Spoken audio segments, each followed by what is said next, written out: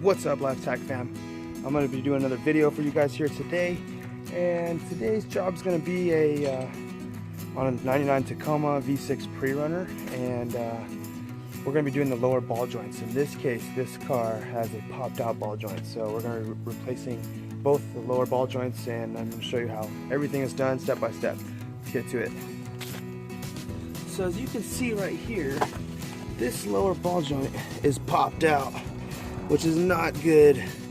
So we're going to be replacing this one and the other side just for safety's sake. Luckily everyone that was in this vehicle is okay and nobody got hurt. So let's do this. Okay, this side is the front passenger. So since it's already out, it's going to be pretty simple for us to do this. So first thing we're going to do is we're going to take out the tie rod arm here and remove. That'll allow us to get to the lower ball joint assembly right here. And after we take that out, this would be pretty free to move, and then we will remove the lower ball joint portion of it that's connected to the lower control arm with something similar to this, or you can use a hammer if you want, but this is a lower ball joint press remover. This is a gear wrench, part number 3916D. You can get on Amazon. Very handy tool.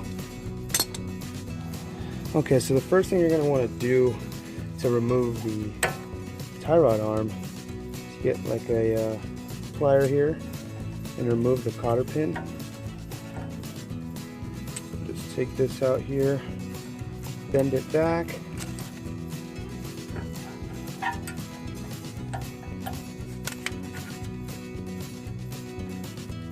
So once you get it pretty straight, you take your wire snips here, and what I like to do is I take the flat end side of it, put it on that end, or if you can get a little bit out, yeah, hit it out, take the flat side out and just pry forward like so, and it'll come out very easily. There you have it. So then, this is probably going to be a 21. No, probably a 22. It's a little dark on this side, so I'm using a flashlight to help you guys see. It is a 22 millimeter. I'm going to use a 1/2 inch short socket. Put that on here.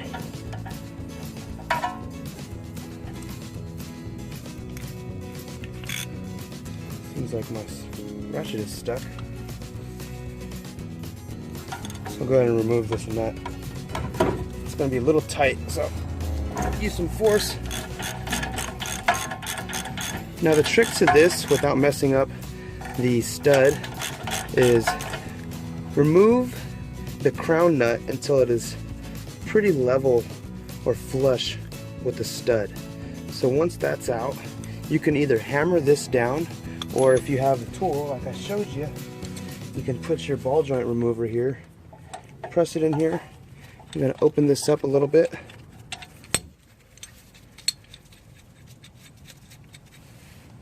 So once you get the tool on there, you're going to use a hammer to secure it on the ball joint.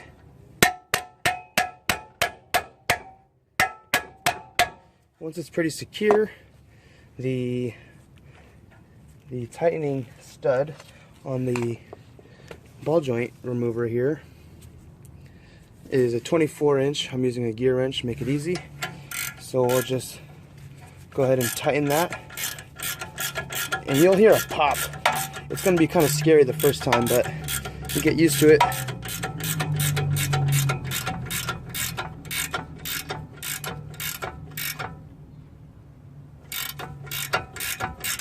Okay, there it goes. Pops out. Remove the ball joint remover. Take out your crown nut here.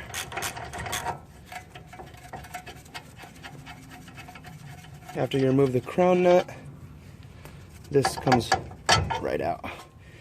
So, since that's out, we have free range and access of the spindle here. So we'll just go ahead and remove these screws for the bottom ball joint. They are probably going to be 14 millimeter. Okay, so here we are on the other side of the ball joint side, and we're just going to remove these 14 millimeters. They're kind of tight, so just go ahead, use a hammer and your ratchet, take these off here.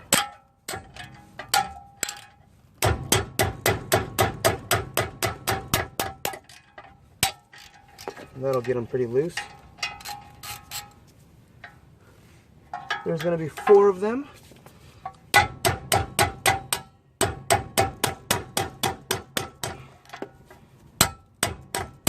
If you have an air gun, that'll make it 10 times easier. We don't, so we got hand tools and hammers.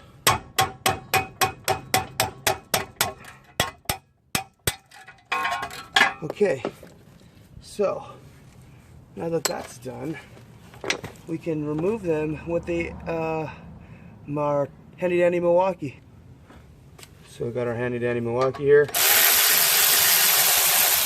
Go ahead and take them all out.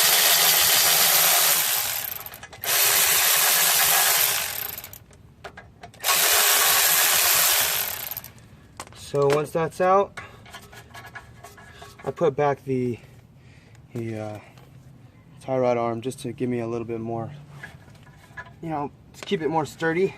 You can remove that, and this comes right off. There you have it.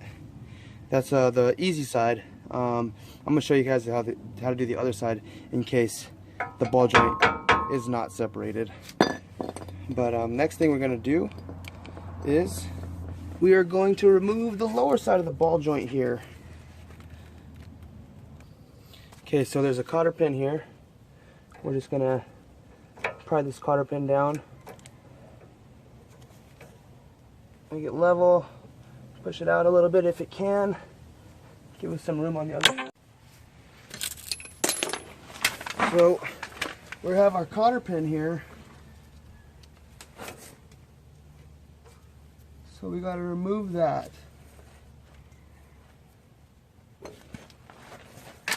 This one seems like it's pretty good in there.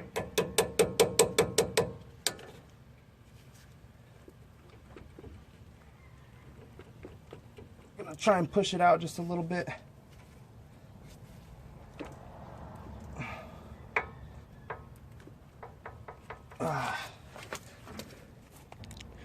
Okay, once you get that cotter pin out, probably gonna want to take maybe 22 like the other tie rod in. No, 24. All right, you're gonna take your 24 here, 1/2 inch ratchet. Just gonna bang this guy off here. Same thing. We're gonna remove the crown nut until it's flush with the stud. That's pretty flush. Take our ball joint separator here and get it on there. Pop out this ball joint. Should be pretty easy stuff.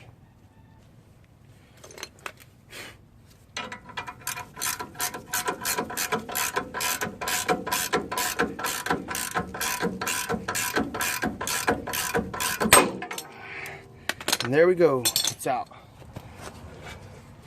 Remove the crown nut.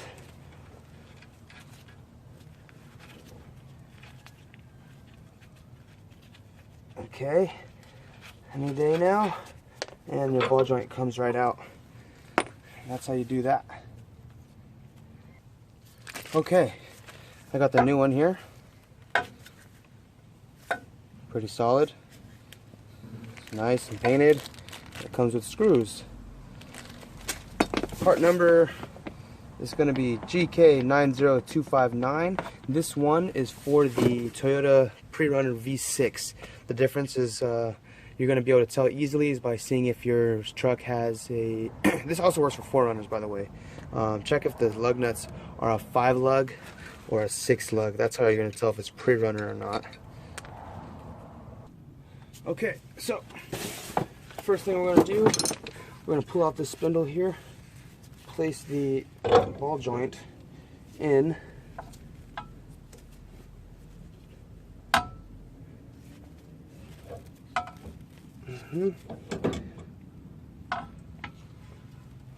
Or let's see, maybe we should place it on the spindle first. That seems like a better idea.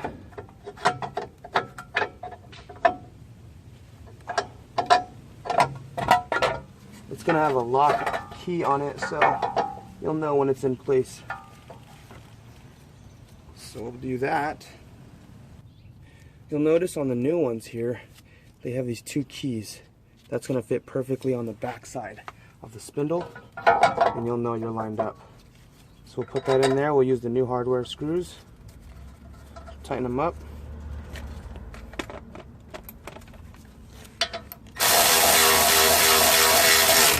Just do one, it'll hold it in place for us, no problem. And we can place our other ones in there.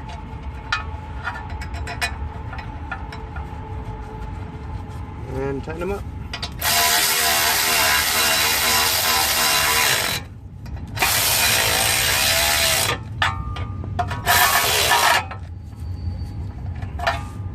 Okay, ball joints in, turn it around here, and what we'll do is place it in there. Okay, now since we have this gap here between the spindle and the lower control arm, we're just gonna go ahead and push down on the whole spindle and upper control arm right up here, and that should close our clearances, and you can put your nut on. Go ahead and do that right now. Put the crown nut on and it'll hold it in place. Now the next thing we're going to do is we're going to place our tie rod arm and attach it to the spindle here that we took off originally. Put on the crown nut.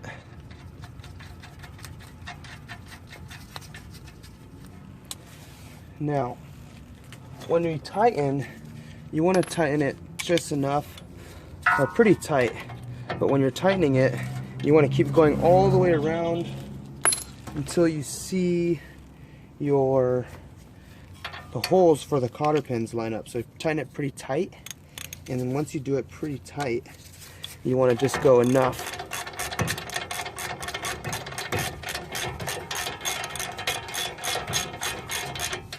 So right now it's pretty tight. Okay, so this crown nut actually clears the cotter pin hole, so we don't need to worry about clearance. Let's just do it pretty tight. I'd probably do about 80 pounds.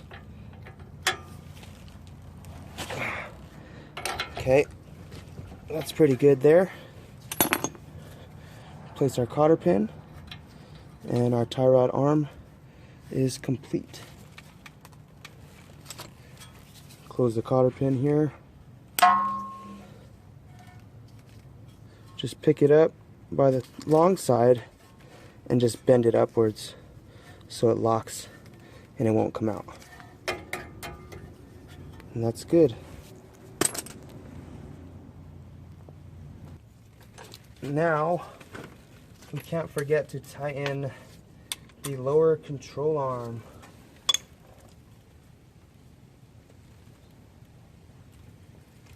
And also, you're going to tighten up your tie rod, or the lower ball joint for 14 millimeters. Let's get this tightened up first.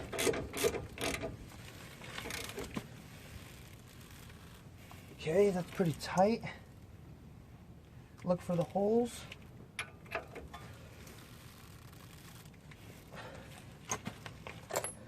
You're going to want to clear the holes so you can put your cotter pin in.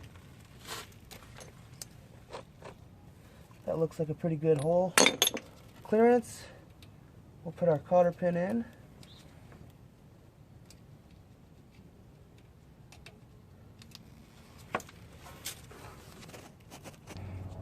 Okay, once you get your cotter pin in and it's tightened down, you can go ahead and tighten up the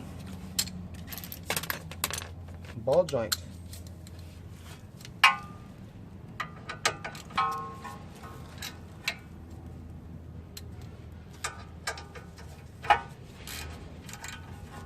These I'd say probably about 50 to 60 pounds, not too heavy. Tighten that one.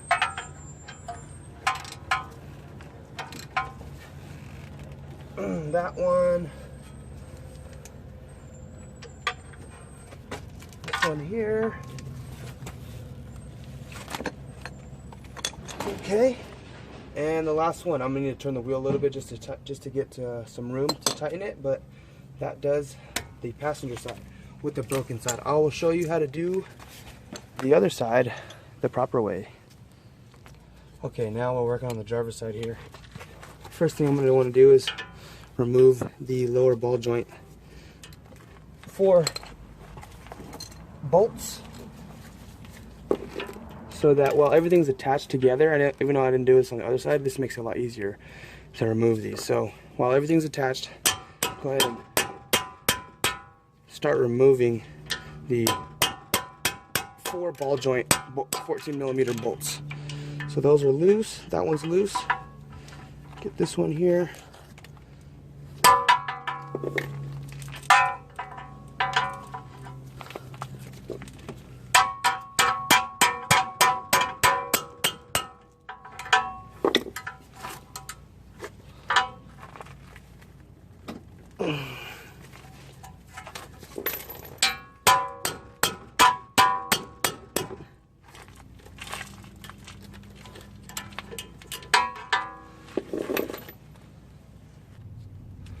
Okay, loosen up these control arm bolts. The the tie rod, or I'm sorry again, lower ball joint. There we go. I'm all flustered.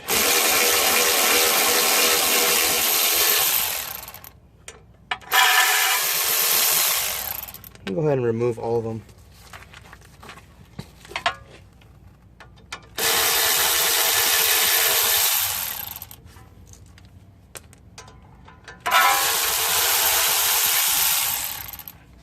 Okay, so that's removed. Next thing we have to do here, let's see. Sorry, it's a little dark here, but we're gonna need to remove the tie rod arm here. So again, cotter pin. It's a pretty easy one here. Pull out the cotter pin. This is gonna be a 22mm.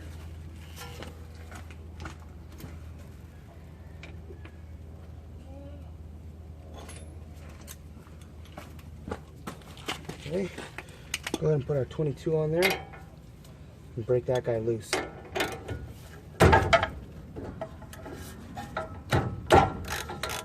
As you can tell, the lower ball joint already separated from the upper control arm, which is going to make it easier for us to remove this guy with our ball joint separator.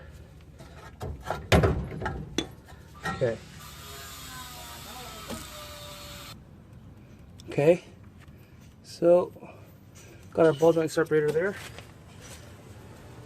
Gonna go ahead, break this guy off, just like the other side.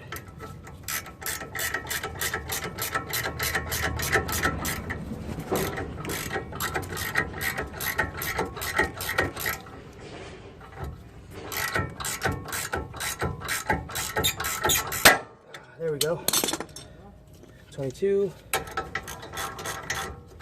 Remove crown nut, and the tie rod comes out.